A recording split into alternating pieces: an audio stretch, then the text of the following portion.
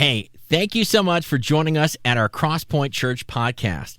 Now, if you're new to our podcast or maybe new to our church in general, we're just a bunch of messed up people who don't have it all together, running after a heavenly leader who loves us and meets us right where we are. We hope this message encourages you, builds your faith, and strengthens your confidence as you continue down this journey of what it means to know and follow Jesus. Enjoy this message. Props there. Hey, go ahead and grab a seat. Really excited to have you here with us this weekend. Welcome to Crosspoint. I mean, this is an exciting night. My name's Curt, and if you're here for the first time, really excited to have you with us this weekend. And let's make some noise for those tuning in online this weekend. Shout out to those of you who are choosing wherever you are to spend a little time with us this weekend. Really excited to have you here. Now, if you are joining us for the first time or the first time in a long time, we're coming off this thing called the Here to There initiative. It's been a generosity initiative. And really the goal of this was to help maximize our church's impact. And, you know, from our campus to expansion to things outside our walls, just creating growth in each of our lives, helping us move from here to there. And I just want you to know that there are so many good things and cool things that are happening. There's news stories of people coming to faith. There's stories of, long-timers experiencing really cool growth and experiences. We don't always get to see it. We don't, it's kind of a weird season. And, for many of us, it's like there's things going on, but we're busy and we're not always here, or we don't always hear it, or we don't have time to talk about it sometimes. And so I want to kind of bring us all up to speed, because 8 weeks ago, we kind of started this initiative and we kind of talked about the reasons that we do what we do. And we said, our community needs outward facing churches. And, churches that appeal to people who have kind of, are tired of the religious shenanigans that, have kind of given church a bad name. And, people that know that, like, there's more to life, but they don't necessarily see the church as having, like, the credibility or the place to go for that. And, so we just said we want to be a church that stays in the market for unchurched people when it'd be easier to be a church for church people, for people that like church. What does it look like for us to be a church that, where the rungs on the ladder don't start halfway up? Meaning, if you're starting a faith journey or, you're kind of coming back to a faith journey, sometimes the rungs on the ladder start so far up, you're like, I don't even have a starting place. I don't have a place where I can actually begin to get attraction in our faith. So we just said, hey, we just believe there should be outward facing churches in our community. We want to be that. And so we've been kind of asking the question and saying, hey, God, do we want to see our hearts more enlarged? Do we want to see them more aligned with your heart?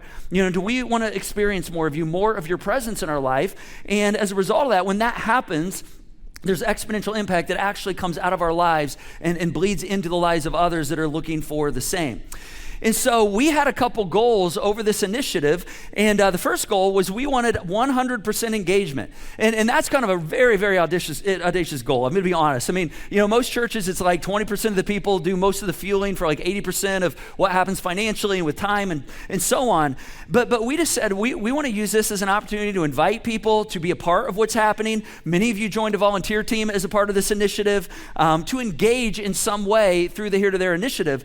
And so in terms of engagement, we've had over 59 families that have committed to the Here to There initiative, and specifically through a commitment card. And so that's about 29% of the families that are part of the Crosspoint family on a regular basis. So we're actually kind of ahead of the curve there. We would love to see that much higher, but we're ahead of where most churches are. So 59 homes have said yes on a commitment card, and that means that you turn the commitment card in. Now, I know some of us, we're commitment card averse, meaning you're like, I don't really like the commitment card. I feel like it's like a debt. Like I'm committing to something and it's hanging over me. I get that. But many of you invested. Even if you didn't fill a card out, you increased your giving. You made a one-time gift. For some of you, you had never given to a local church before. And listen, you had all the reasons why. And I've heard all of them. Trust me, I get it. But many of you engaged for the first time, and that's just been a really cool thing. Now, the other part of this is we set a pretty big financial goal on this, meaning when we were kind of coming to this number and I was looking at this, I just kind of was going, I don't know. I mean, I feel like this is what we're being led to do, but it feels a bit overwhelming, and if I'm honest, I don't like to lose, right? So it'd be way easier to drop the goal and go, hey, let's just do something that's doable where we all feel good about it and we can celebrate that. It's kind of a personality thing. I just don't like to lose. I like to set at things where we can, and then say, hey, we're going to go after the big. And so people that work in this realm, like on data with churches and like how much can actually, be raised above and beyond normal giving, generally say, if you take 1 year's income and you can raise that over 3 years additionally to what you bring in, that's a pretty, big goal. We went a little beyond our like normal giving for a year over the last couple years. So it was a pretty decent ask.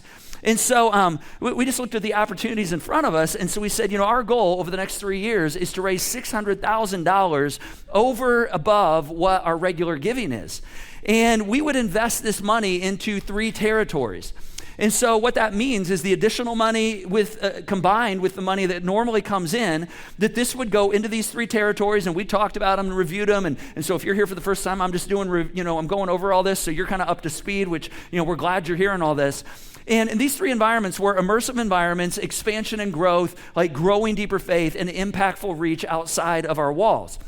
And so kind of the immersive environments part, this is the stuff we're already doing. So this is what you normally experience, like when you come into this place, what your family experiences, what your kids experience, is just making sure those continue to stay creative and immersive. And then the expansion part was basically that, expanding our team, allowing us to move into helping people grow to deeper places, helping people starting in their faith, take steps of faith. So not only can they come to faith here, but they can grow in faith here. And so it's an expanding and a deepening. And then the impactful reach in our community, there's a lot of things we continue to try to innovate and try that don't always work, but we have ideas of ways to help people that otherwise wouldn't step into a church, step into an environment like this, plus fueling some of our partners. So this is outside of our walls and groups that are actually helping other people move from here to there in pretty unique ways. So all of this was just to let our community know, hey, these are the things we feel like God's calling us to, so that you could decide if you wanted to be a part of this. So the goal was to raise $600,000 additionally to our normal giving. And as of today, you have committed collectively, you've committed to increase your giving, get this, by 2/3 of our goal, over $400,000, $401,868 so far. Yes, you can clap for that. That is certainly something you can celebrate. Now here's what this means. This means that we are on our way to the goal. All right, and commitments are still coming in, and we understand this is a season when we've been down this road, and we know they continue to come in. And if you have not had a chance to participate, and you're like, man, I've not had a chance to be here, I've been traveling, we get that. There's actually materials, if you're not even up to speed on what this is, you can stop by Connection Point on your way out. There's a vision brief, you can pick that up. If you're tuning in online, there's a QR code, you can download the digital versions right here. If you want to be a part of this, I'll give you a quick connection later on how you can be a part of this, because we want to include as many people as possible. But for all of you who were a part of this and support our church financially, I just want to say thank you. I want to say thank you, regardless of how you did it, or when you did it. I just want you to know I'm so grateful for you.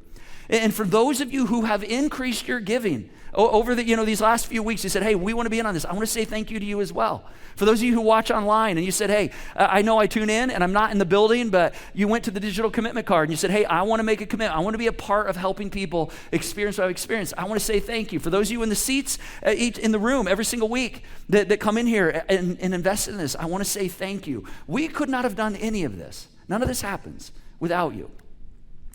And so I just get overwhelmed when we get to these moments of seeing how old, like long timers and new timers are leaning in to say, hey, we want to continue to champion and help people experience this, to get from here to there.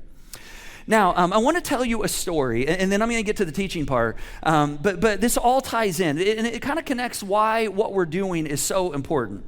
Now, some of you know, you got this in an email from us this week, that we had a longtime friend, a long time, 2.5 years, this guy's been here, that we lost this week. Our friend Lynn passed away, and many of you have come to know him, experience him, you've heard his story. And Lynn had just such a cool story, because he showed up here 2.5 years ago at a Christmas Eve service, and he had a Bible in his hand, and he had a postcard that we sent in his on top of his Bible. And one of our partners met him right inside the front doors and got to know him and said, hey, I want you to meet our pastor. And they walked him over and introduced him to me, which I always love when people do that. And so I had a chance to meet Lynn. And I said, hey, what brought you here? And he said, well, somebody, from this church personally sent me a postcard. And I thought, well, I should go and try this church. I mean, he didn't know that we'd sent like 15,000 of those out. I'm so glad. He felt like he personally got invited. But he said, I've been out of church for 60 some years. And I'm going through some difficult things, and I've got a lot of people praying for me, and I decided it's probably time I start praying for myself. And that kind of started an initiative where he began to connect here. And so he came into our service. It was Christmas Eve, and about 3/4 of the way through the service, he started walking out. We were in the middle of a candlelight moment where we light candles at Christmas Eve. And one of our operations guy caught him and said, "Oh my gosh, let me hold your light before you go out the doors." And some of you who like watched him or connected with him before, he was like almost 80, mid to upper 70s. And many of my friends came and go, "Oh my gosh, we thought he was leaving. We thought, he didn't like the music. It was too loud." No, he just had to use the restroom. He made his way out to the bathroom, came back in. Little did we know later on, we found out he was actually in a prostate cancer journey. And so he couldn't even sit through a whole service. But he connected here. And then he came back after the first of the year, and he started leaning in further. And we had the chance to hear a bit more of his story. And so I want to share a bit of that with you. We had the chance to hear a bit of that and do an interview with him. And if you didn't hear this, take a little listen to what really connected with Lynn here. I think I have found a home. But when this started, I was just looking, checking places out to see what it was like. And I just don't think I need to go any further because I enjoyed the service.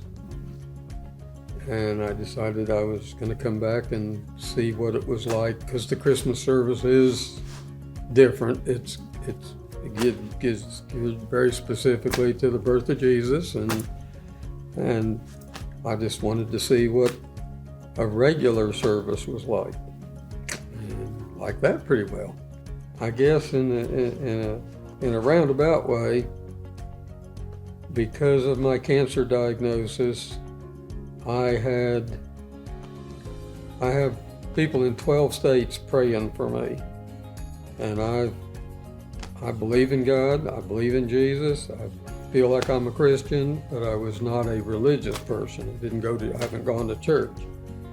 But I thought, if I have that many people in that many states praying for me, I need to see if I can figure out, maybe I need to do some praying for myself.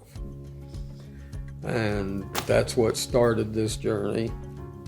And because the other thing that happened is my neighbors in Virginia, where I still have a house, go to a church, and when they heard my diagnosis, they came home one day with a piece of prayer cloth that their minister, she said he had anointed it, and I've had it in my pocket every day since. Well, I didn't know, I've seen the stuff in the brochures and you speaking of joining a small group, but I didn't know what a small group was. And I met Anthony at the coffee bar and his wife, and he invited me. And I knew that on Monday I was going to start my chemo cancer treatments. I had no idea how I would feel, but on Tuesday I felt pretty good. And so I decided to come over and see what a small group was about. And that's how I found a small group. I'll be back to see more because I'm learning. I don't know if I'm a toddler even walking yet in this journey with religion and prayer, and so I've got a lot to learn for an older man. This is what I'm learning is what teenagers are supposed to be learning, so it keeps me young. Let's thank God for Lynn. Just the joy he brought, the youngness that he brought. You know what's so cool is I had the chance to visit with him right before he passed, and one of the last things he said to me, he said, Curt, he'd actually decided to move into assisted living. And he said, I chose this. I realize I'm in a new stage of life, and it's probably my final days.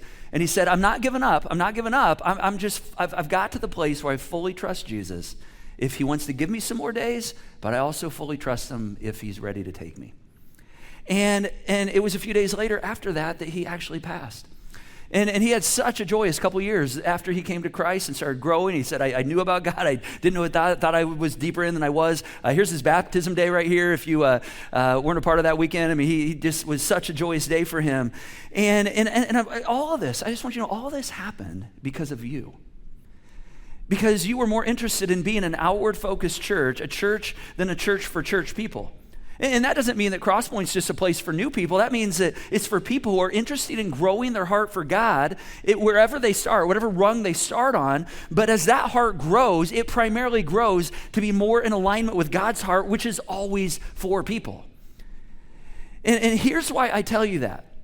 You know, if you're newer around here, just a little bit of history. You know, when our church was, we're 19 years old. And at 19 years ago, when we were much, much smaller, we were meeting in a living room. And you know, I asked that group of people, you know, before we ever launched, to commit to give to an experiment. And that experiment is actually the church that you're sitting in right now. And it's the church that you're watching online right now.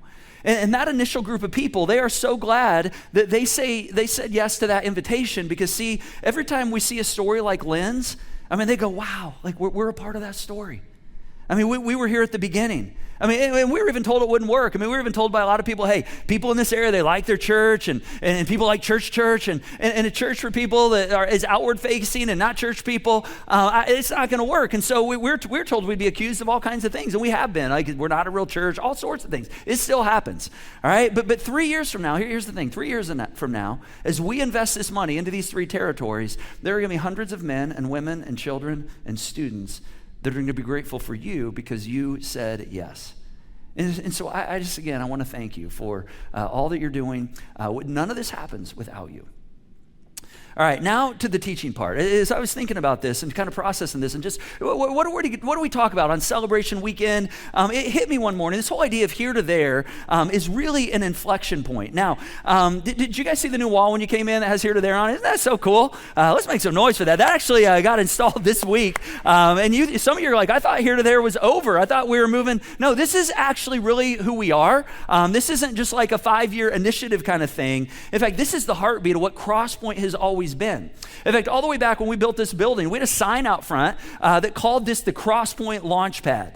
And people would drive by and they're like, is this like some space initiative? What is this? We're like, well, kind of. I mean, we're launching things. We're launching things from where they are to new places. We've always thought of this place as that kind of place. And you know, we're trying things with entrepreneurs and solopreneurs and creating space for coworkers and offices where people can come and use this space in their professional life to move from where they are to new places, and to create a palatable place where they go, man, this might be even a place I could explore faith. And really, this then becomes an on-ramp for us to give people a shot at faith, for people to find their way to God, people to get from here to there, a place for you to invite your friends. If they're looking and they're like, well, I don't connect when I go places because I feel like there's not enough rungs for me to start on the ladder of faith. And so all that to say, here to there really is an inflection point for our entire church. Now, an inflection point, I don't know if you know that term. It used to be a mathematical term, then it started getting used some in business, and then we hear a lot in the terms of the economy. So here's what an inflection point is. An inflection point is a moment or a season that marks the start or the acceleration of something. All right, and it could be for the positive. It also could be for the negative. And so you don't really know when an inflection point starts. Like, you don't know what's happening in the moment. All right, so even right now, like, we're going to know in a year or so if this really is an inflection point. But you look back and you go, oh my gosh, that moment was the moment that things began to shift, things began to change. All right, and so rarely do you realize it in the moment. It's like that first domino falls, and you don't know if that's a trend or not, but inflection points, that begins to become a trend that's irreversible. Sometimes we refer to it as a tipping point or a turning point or a watershed moment.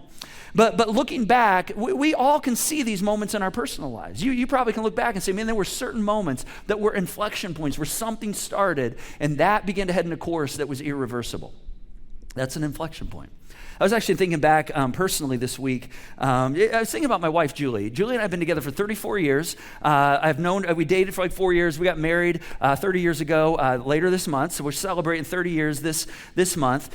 And I was thinking back to when our very first date, in fact. I thought, what was the inflection point? Where was the moment where I'm like, man, I love this girl. And I was attracted to her. I'm like, oh, I love her spirit. But here's where it was. It actually was our first date.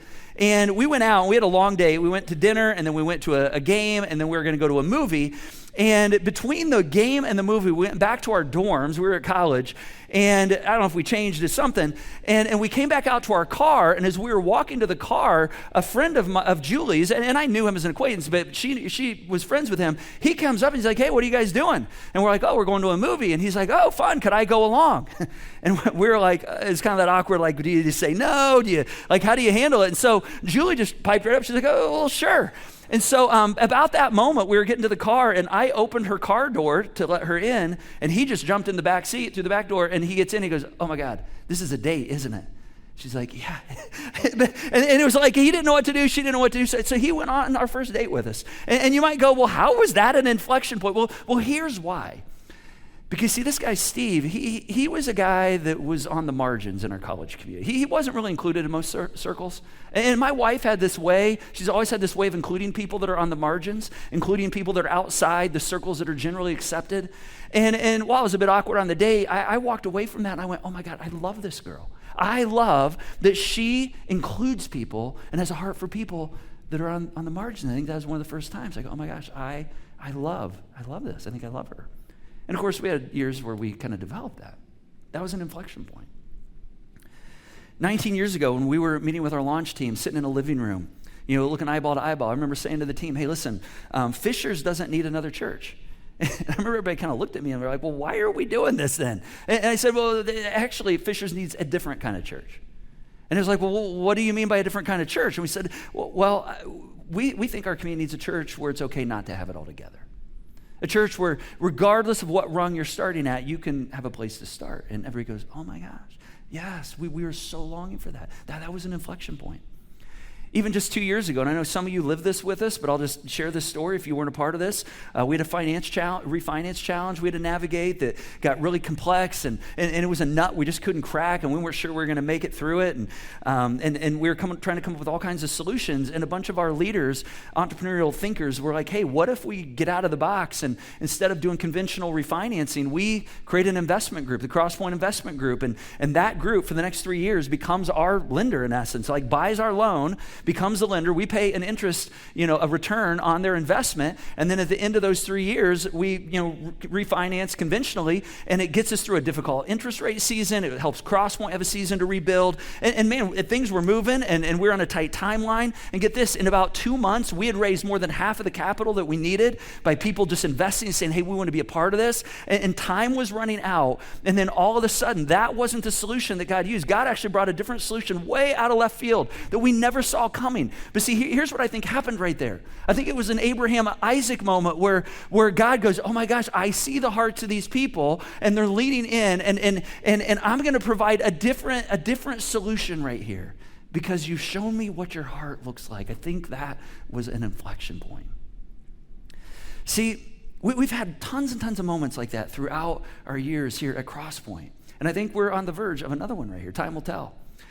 I get kind of curious, and nerded out, and I start wondering, asking all kinds of questions, and I started thinking, what was that moment for Jesus? Like when did Jesus, what was the tipping point or that inflection point with him and his movement?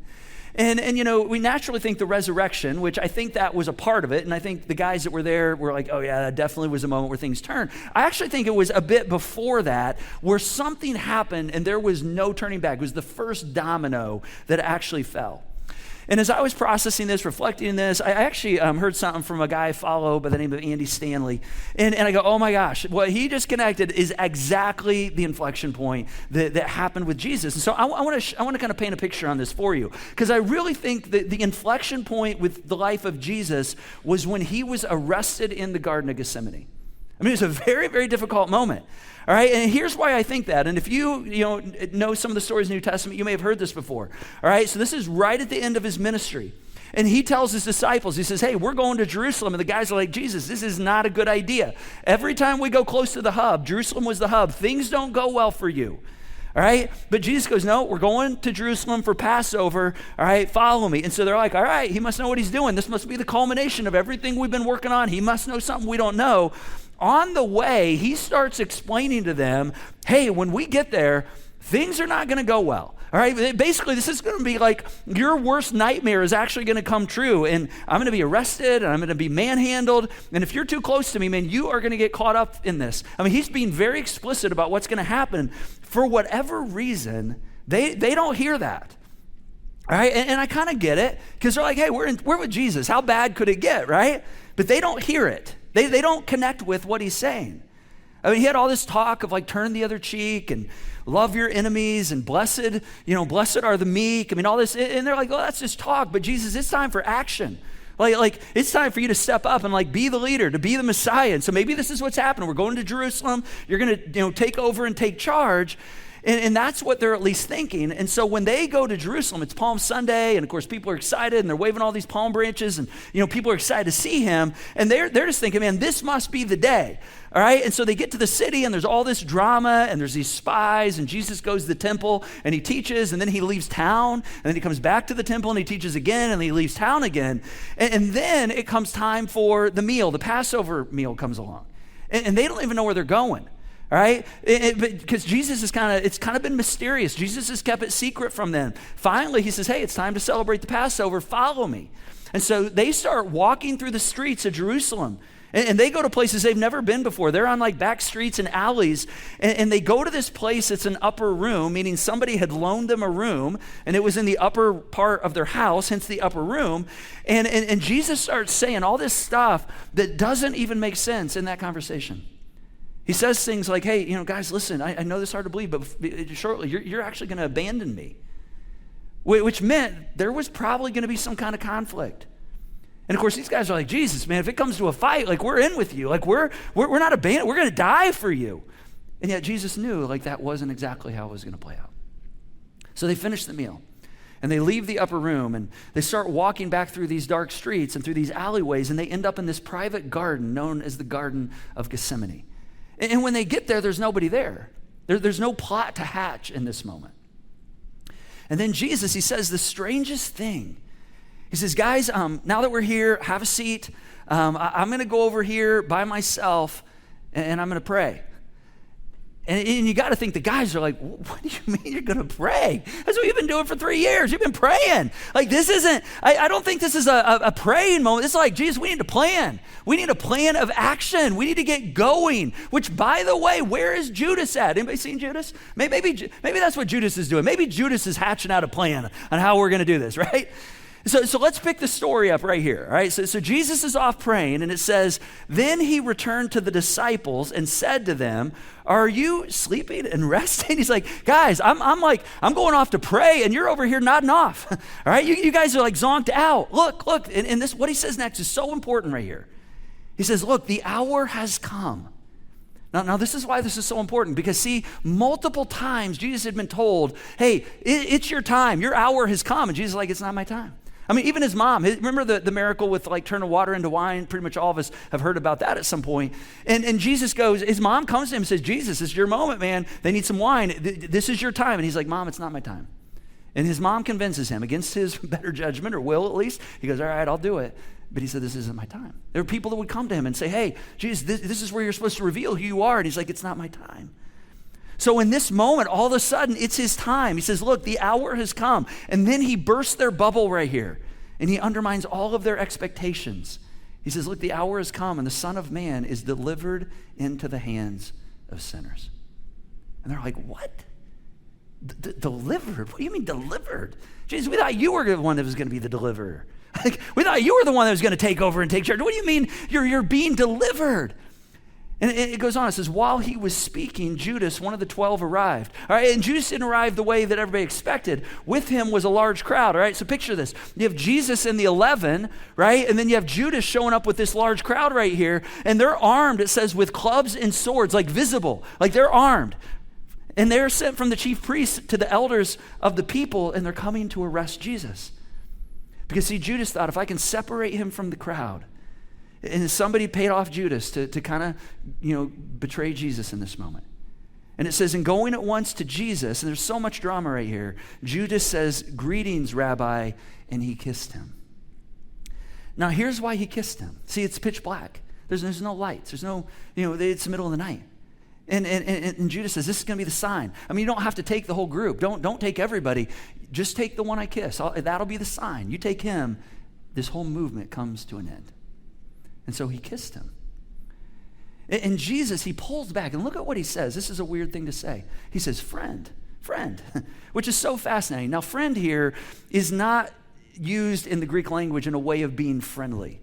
All right, the Greek is heteros. And so friend, this is actually more like if you're walking down the street and somebody drops their wallet, or maybe a lady's in her purse and drops a credit card, and you're like, hey, friend, listen, you dropped something right here. You don't know them. It's not a warm greeting. It's not personal. But Jesus is letting in, on the fact with Judas that, hey, I know what you're up to right here. He says, friend, do what you came to do. Go for it. I know what you're about to do. And the 11 are stunned. I mean, Jesus' apostles are stunned. They're like, wait, you're going to let him take you? What do you do? You brought us here? Like, you brought us here knowing this was going to happen? Knowing you were going to be delivered and betrayed and handed to the henchmen in the temple? Like, there's no fight or flight. And remember, Peter tried to fight, right? And Jesus put that down pretty fast, right? And so this is so amazing. So, and what's amazing is Jesus is still in charge of the situation here. In fact, if you read the verse of the day today, blessed are the meek, in the Bible app, that's what Jesus was doing right here. He was meek, all right? He had a quiet strength. He was still in charge of the situation. But he was so cool, and he actually reprimands the mob right here who came to fight. He didn't run away, all right, but he reprimands them. Look at what he says. He says, seriously, am I leading a rebellion right here? Like that you have come out with swords? Like, seriously, you thought you had to bring those swords and clubs to capture me? Meaning, isn't this a bit of an overkill? Like, have you ever seen me with a weapon? Have you ever seen my guys with a weapon? And of course, there was the one time Peter took the sword, right? Cut off the soldier's ear. And Peter's, Jesus like, dang it, put it away. Jesus slaps the ear back on the soldier. He's like, Peter, we don't do that. Put the sword away. All right? He's like, why are you here with weapons? He says, every day, I sat in the temple courts in public, teaching. You didn't come to arrest me then. I mean, let that sink in for a moment. He says, you didn't try to arrest me when I was out in public. What he was saying is you were afraid. So you chose to come in the middle of the night because you're cowards. And then next, he says, but this has all taken place that the writings of the prophets must be fulfilled. Meaning this is what was predicted long ago. And then the disciples deserted him and fled.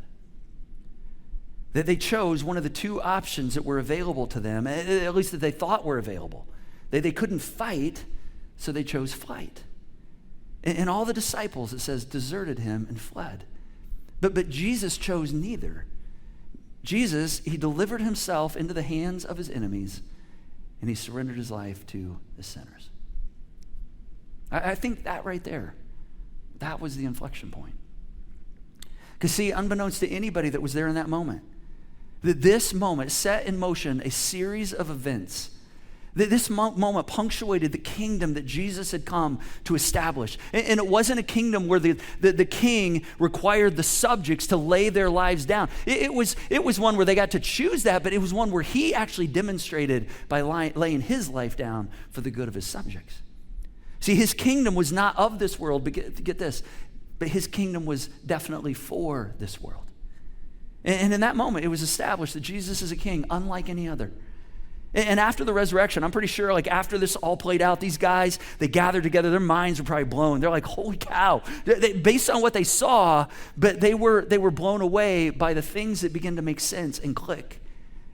In fact, Jesus had said, and they're like, oh my gosh, this is what he said, the kingdom of God has come to earth and everybody is invited to participate in it. And all of a sudden that made perfect sense to them. So what does all this have to do with what we're doing this weekend? Well, here's what it is. What you do here is so important. Jesus' decision set off a chain reaction of events.